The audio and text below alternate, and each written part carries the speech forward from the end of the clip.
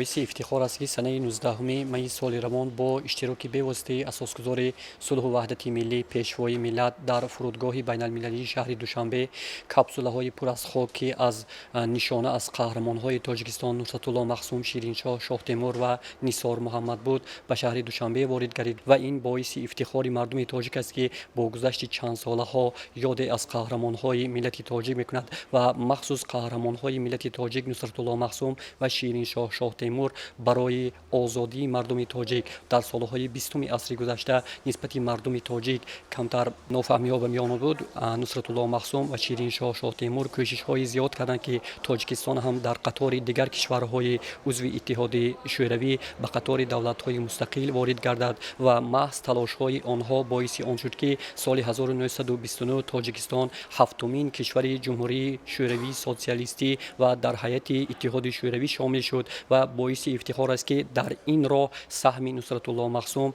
و شیرینشاه شاه تیمور نظررس بوده برای رشد من بعده تاجیکستان زمینه استوار را گذاشته بود.